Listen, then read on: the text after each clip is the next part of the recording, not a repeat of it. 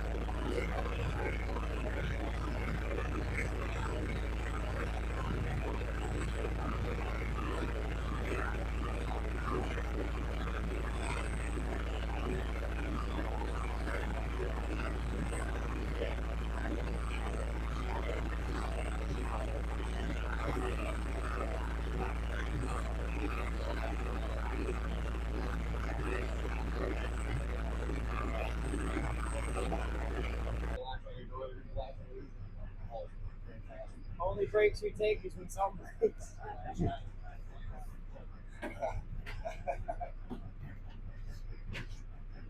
Come back.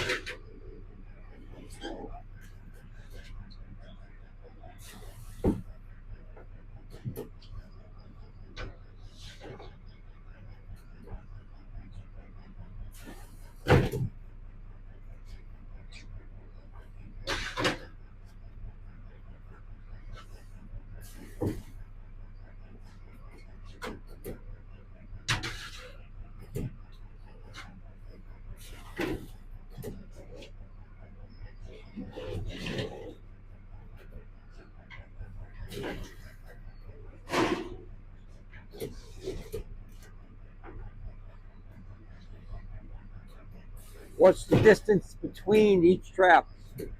About 70 feet. 70 feet? Wow.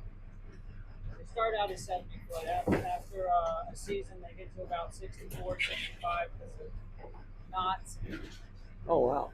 Just cutting a little bit out here and there. 1,700 feet a line. 5 pots.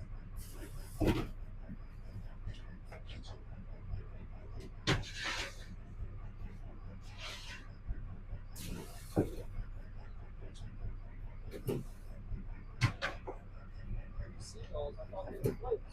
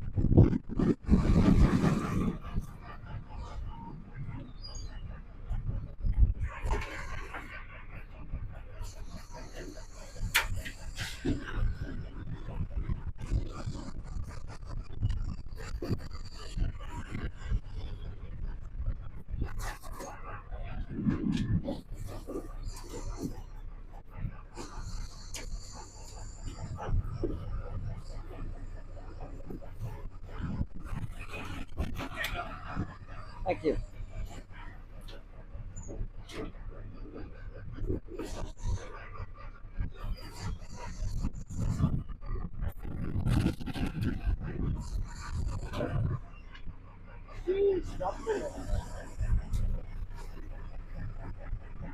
It's nice crab there now.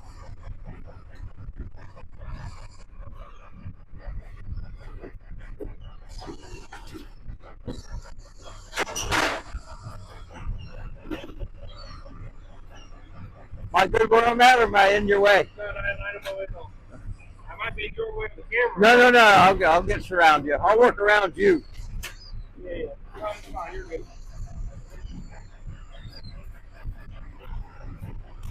Good. He's soft. Look at that. Nothing on there. Nice. See, so soft I can really bend the point. So he's gonna go over. He just left out. I mean, he's got something in him because he's big, but he's not like big. But see you next season.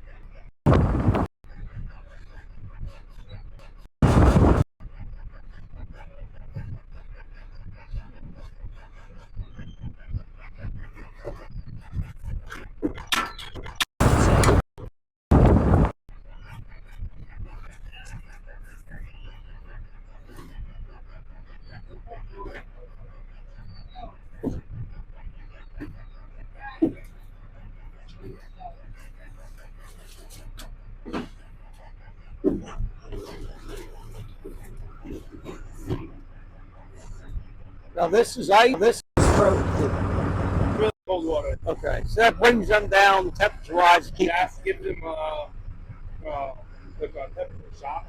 They go into a shower. Okay.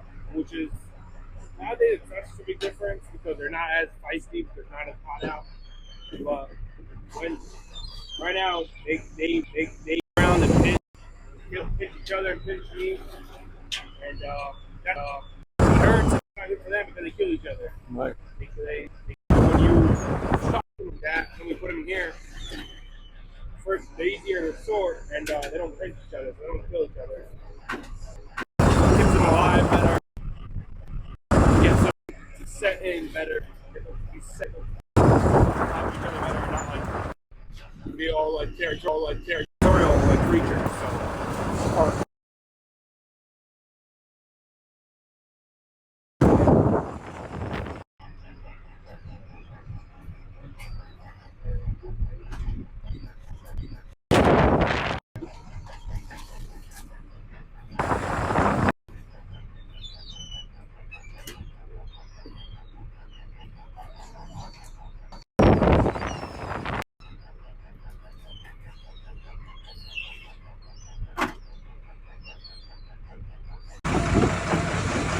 Okay, Captain CJ, how about the research world here in Maryland, the environmentalists and folks of that nature?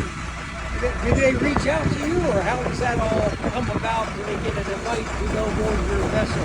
Yeah, so I mean, over the years, I've worked with, I've lost track of the amount of scientists and people doing, environmental work that have had out on the boat and different projects they've worked on. And one of the neatest ones was a lady at the IMET lab, Dr. Sook.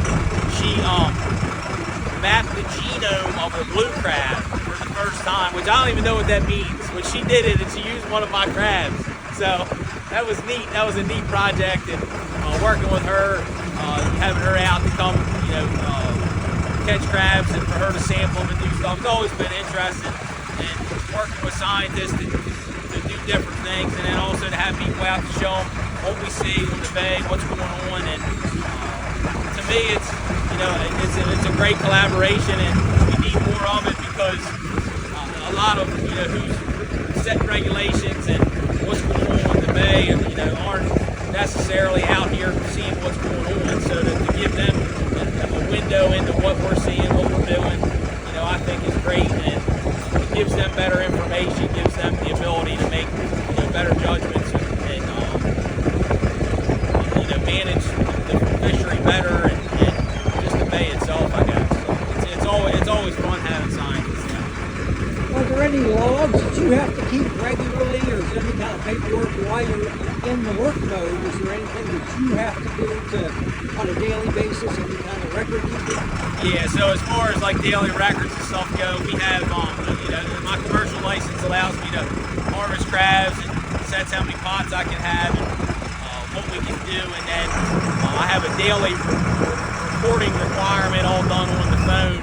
So I send in every day when we leave the dock, and then when we get back in, I'll send in to what we caught and where we caught it and how many males, females, peelers, salt crabs, and then where to catch, what percentage to catch and sold where. That's all done daily, electronically, and then that gives them real-time data into what we're seeing each day or whatever. So it's been a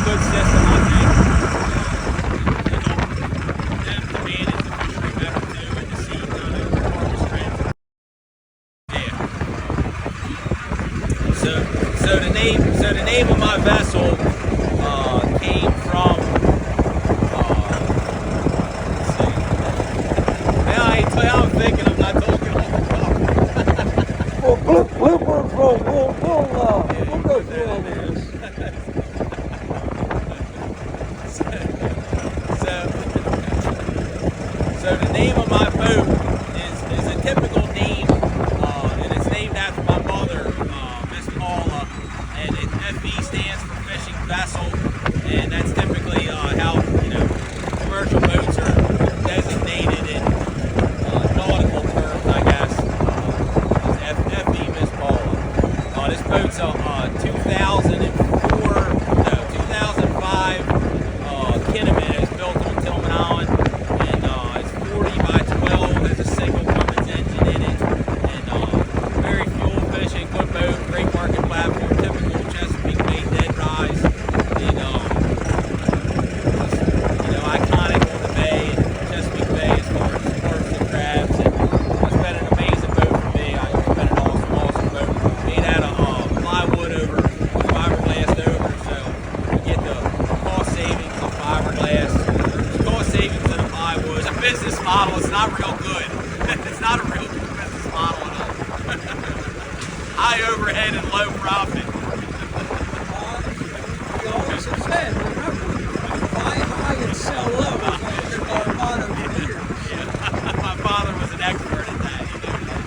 High and sell low. That's funny. Yeah, we're the price of crabs are high, but they haven't kept up with everything. The cost of everything, and it's kept a lot of people from getting in it. Like I said, anybody go get a job a lot of places, especially over the last 10 years, making tons of money and have a lot less headache, aggravation,